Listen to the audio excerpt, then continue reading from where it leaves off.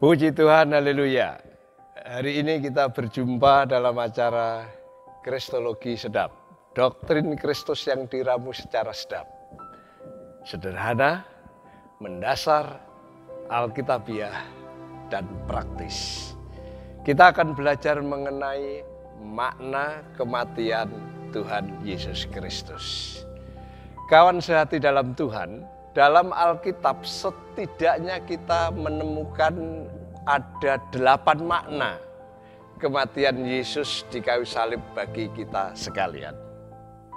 Yang pertama, kematian Yesus di kayu salib itu sebenarnya adalah sebagai pengadilan.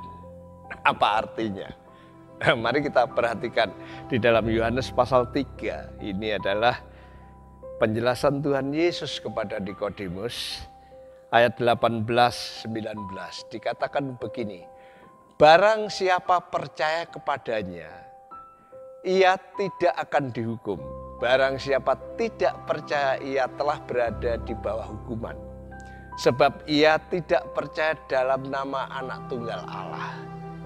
Dan inilah hukuman itu, terang telah datang ke dalam dunia, tetapi manusia lebih menyukai kegelapan daripada terang. Sebab perbuatan-perbuatan mereka jahat. Di kayu salib Yesus ini manusia justru diadili. Artinya apa? Di kayu salib itu manusia diperhadapkan kepada 2 pilihan. Percaya kepada salib itu diselamatkan. Tidak percaya kepada salib itu dihukum. Inilah yang dimaksudkan bahwa kematian Yesus di kayu salib itu adalah sebuah pengadilan. Semua orang diperhadapkan kepada 2 pilihan. Percaya, diselamatkan. Tidak percaya, dihukum. Inilah pengadilan. Yang percaya dibebaskan dari hukuman karena ditanggung oleh Yesus di kayu salib. Sehingga orang itu menjadi merdeka. Yang tidak percaya mendapat hukuman. Dan hukuman itu jelas. Kenapa? Mereka lebih menyukai hidup dalam kejahatan dan lebih menikmati kegelapan. Sekalipun ujungnya adalah neraka. Kematian Yesus maknanya adalah sebuah pengadilan. Ada 2 pilihan, percaya selamat, tidak percaya, dihukum. Mana kedua, kematian Yesus adalah kemenangan. Nah, bagaimana ini? Mari kita lihat di dalam Yohanes pasal 12, ayat 31-33. Dikatakan, sekarang berlangsung penghakiman atas dunia ini. Sekarang juga penguasa dunia ini telah dilemparkan keluar. Dan aku, apabila aku ditinggikan dari bumi, aku akan menarik semua orang datang kepadaku. Ini dikatakannya untuk menyatakan bagaimana caranya ia mati. Jadi ketika Yesus mati di kayu salib, ditinggikan, maka penguasa dunia itu dilemparkan, artinya kalah. Kematian Yesus bukan hanya sebuah penghakiman, tetapi juga kemenangan. Penguasa dunia dalam arti di sini adalah iblis dilemparkan. Ini pasti akan terjadi, sekalipun kejadian itu, kalau saudara lihat di eskatologi yang saya sudah pernah sampaikan, akan terjadi nanti menjelang kedatangan Yesus kedua kali pelaksanaannya, bahwa penguasa udara itu dilempar ke bumi ini. Yesus ditinggikan dan menarik semua orang untuk datang kepadanya. Ini menarik. Yesus ditinggikan, penguasa udara setan dilemparkan. Dan semua orang ditarik untuk datang kepadanya. Bertekuk lutut menyembah dan mengakui ketuhanan Yesus. Sekali lagi, kapan ini terjadi? Di akhir sejarah kehidupan manusia di bumi ini. Baik yang di atas bumi, di bumi, di bawah bumi, semuanya bertekuk lutut menyembah dan mengaku Yesus. Kapan? Nanti ketika datang kedua kali. Ketika kematian Yesus menyatakan bahwa kemerdekaan kita atas dosa, tapi juga menyatakan kemerdekaan kita atas kutukan dosa itu, menuntut harga yang sangat-sangat mahal. Rasul Petrus menuliskan di dalam suratnya pasal 1 ayat 18-19. Dikatakan, sebab kamu tahu bahwa kamu telah ditebus dari cara hidupmu yang sia-sia, yang kamu warisi dari nenek moyangmu. Itu bukan dengan barang yang fana, bukan pula dengan perak dan emas, melainkan dengan darah yang mahal, yaitu darah Kristus yang sama seperti darah anak domba yang tidak bernoda dan tidak bercacat. Memang dari sudut kita, pengampunan dosa atas kita ini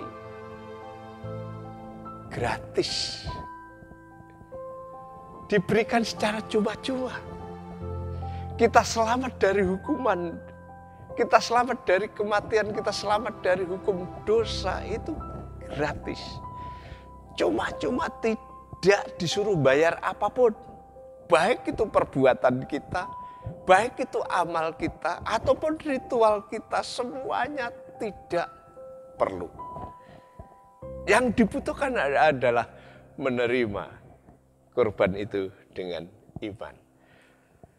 Tetapi dari sudut Allah, pengampunan dosa ini, keselamatan ini menuntut harga yang teramat sangat mahal. Kenapa? Karena Allah mesti mengorbankan anaknya yang tunggal untuk mati di kayu salib. Darahnya mesti tertumpah dan ini harga yang mahal. Dari sudut kita ini gratis, cuma-cuma. Kita hanya diminta menerima dan percaya. Tapi dari sudut Allah ini teramat sangat mahal karena darah anaknya harus tertumpah. Yesus harus menderita di kayu salib. Dia mati tergolek di sana untuk menebus dosa. Itu sebabnya selayaknya lah kita harus bersyukur atasnya. Celakalah orang yang menyia-nyiakan korban yang sebegitu mahal itu. Celakalah orang yang menyia-nyiakan salib Yesus. Karena itu harga yang paling mahal yang Tuhan berikan bagi penebusan dosa saudara dan saya. Keempat, kematian Yesus sebagai pendamai. Roma 3 ayat 25 dikatakan, Kristus Yesus telah ditentukan Allah menjadi jalan pendamaian karena iman dalam darahnya.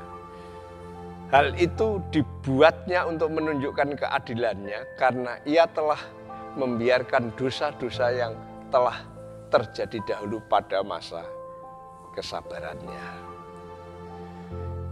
Ketika manusia berdosa, maka menurut Alkitab posisi manusia dengan Allah menjadi bertentangan.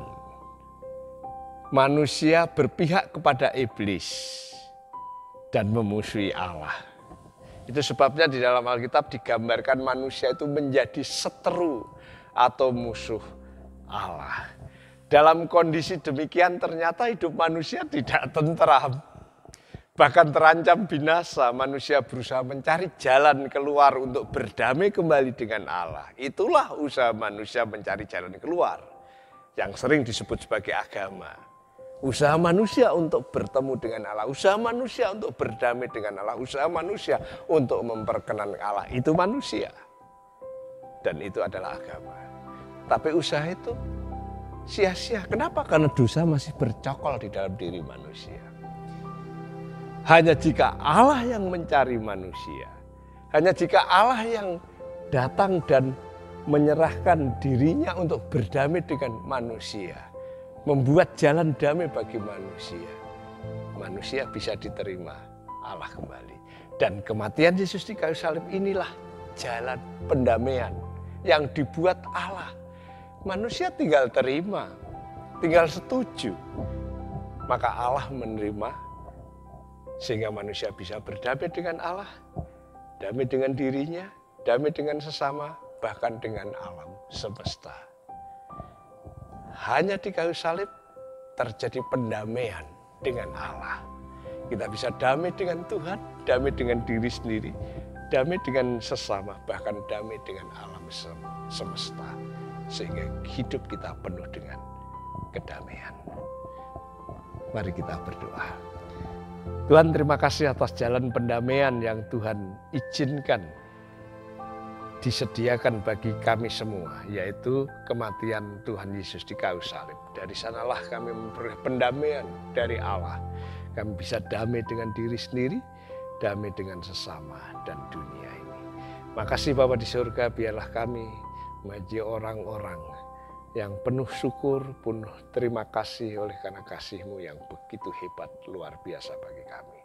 Dalam nama Tuhan Yesus, haleluya, amin.